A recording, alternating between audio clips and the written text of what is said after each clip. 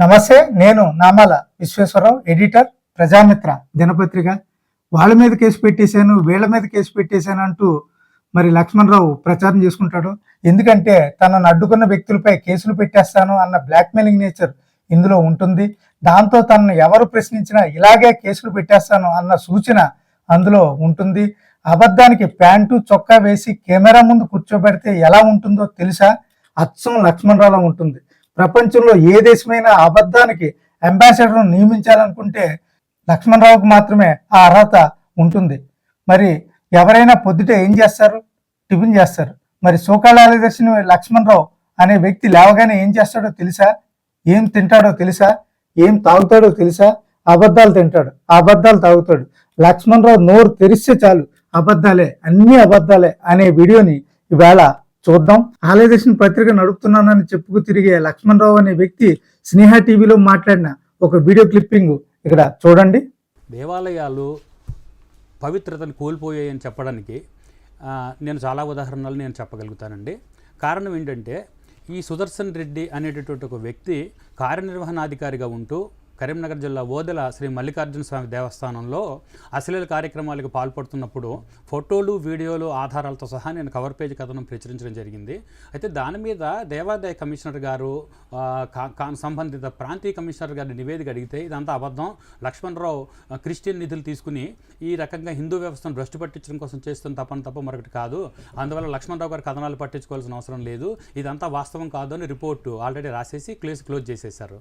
కానీ దీని మీద నేను ఆల్రెడీ హైకోర్టులో పబ్లిక్ ఇంట్రెస్ట్ పిటిషన్ దాఖలు చేయడం జరిగాక హైకోర్టు ఉత్తర్వులతో కమిషనర్ గారు సీల్డ్ కవర్ నివేదిక హైకోర్టుకి ఇచ్చిన తర్వాత మాత్రమే సుదర్శన్ రెడ్డి భాగవతం వీడియోలు, ఫిలిములతో సహా మొత్తం బయటపడింది. ఈరోజు హైకోర్టు ఇచ్చిన ఉత్తర్వులతో ఇదంతా వాస్తవం అని గుర్తించి దేవాదాయ కమిషనర్ గారు సుదర్శన్ రెడ్డిని సస్పెండ్ చేయడమే కాదు, ఉద్యోగంలోంచి శాశ్వతంగా తొలగించడం జరిగింది. అందువల్ల మేము రాసిన కథనాలు నిజమని చెప్పి హైకోర్టు జడ్జి గారు ధృవీకరిస్తే కానీ ఈవేళ రేపు నమ్మని పరిస్థితిలో దేవాదాయ శాఖ ఉంది. దేవాదాయ శాఖలో ఉన్నటువంటి అధికార వ్యవస్థ, దేవాదాయ కమిషనర్ కార్యాలయానికి మనం గేటు లోపలికి వెళ్తుంటే మనకు పలకరించేటటువంటి ఒక సెక్యూరిటీ గార్డ్ దగ్గర నుంచి సాక్షాత్తు దేవాదాయ మంత్రి వరకు కూడా నిలువెల్ల అవినీతిలో కూరుకుపోయింది. చూశారుగా, ఒక ఎగ్జిక్యూటివ్ ఆఫీసర్ ఏదో తప్పు చేశాడట, దాన్ని లక్ష్మణరావు బయట పెట్టాడట, వార్తలు రాశాడట, దేవాదాయ శాఖ ఉన్నతాధికారులకి ఫిర్యాదు చేశాడట.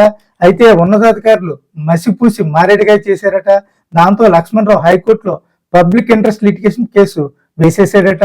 హైకోర్టు సీల్డ్ కవర్లో కౌంటర్ వేయాలని దేవాదాయ శాఖ కమిషనర్ని ఆదేశించేసిందంట.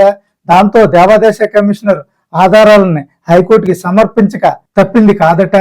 మరి లక్ష్మణరావు కథనాలు వాస్తవమే అని చెప్పి హైకోర్టు జడ్జి గారు ధృవీకరించేశారట. మరి ఈ వీడియోలో లక్ష్మణరావు చెబుతున్నదంతా కూడా ఒట్టి బుస, గ్యాసు, కల్పన, కట్టుకథ. లక్ష్మణరావు నోటి ద్వారా చేసుకుంటున్న అబద్ధాల విరోచనాలు ఇవి. లక్ష్మణరావు హైకోర్టుకి వెళ్ళింది లేదు, కమిషనర్ సీల్డ్ కవర్లో కౌంటర్ వేసింది లేదు, లక్ష్మణరావు కథనాలు వాస్తవమేనని చెప్పి హైకోర్టు జడ్జి గారు ధృవీకరించింది లేదు. ఇదంతా లక్ష్మణరావు కల్పనా చాతుర్యం. ఫోటోలు, ఆధారాలతో కథనాలు ప్రచురించాను అని లక్ష్మణరావు ఈ వీడియోలో చెప్పాడు. అసలు ఇతడు చెబుతున్న సంఘటనపై దేవాదాయ శాఖ ఉన్నతాధికారులకి ఫిర్యాదుతో పాటు వీడియో, ఫోటోలను అందజేసింది వేరే వ్యక్తి. అతని పేరు రాజన్న.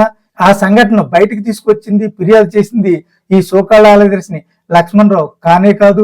ఈ సంఘటనపై హైకోర్టులో నేను పిల్లు వేసేసాను అని చెప్పి సోకాళ్ళ ఆలయదర్శిని లక్ష్మణరావు ఈ వీడియోలో చెప్పింది కూడా పచ్చి అబద్ధం. ఇతగాడు ఈ సంఘటనపై హైకోర్టుకి వెళ్ళలేదు, తాను రాసిన కథనాలను హైకోర్టు జడ్జి ధృవీకరించారు అని కూడా చెప్పాడు లక్ష్మణరావు. అసలు హైకోర్టులో కేసు వేశానని చెప్పిందే అబద్ధం. పైగా కౌంటర్ సీల్డ్ కవర్లో వేయడం ఏంటో, మరి మళ్ళీ తాను రాసిన కథనాలను హైకోర్టు జడ్జి ధృవీకరించారని చెప్పడం లక్ష్మణరావు బరి తెగింపు అబద్ధాలకి పరాకాష్ట. ఆఖరికి తన అబద్ధాలతో హైకోర్టు జడ్జిని కూడా వాడేసుకుంటున్నాడు. అంటే లక్ష్మణరావు అనే వ్యక్తి ఎంత బరి తెగించేసాడో అర్థమవుతుంది. మరి ఈ వీడియో చూసినందుకు ధన్యవాదాలు.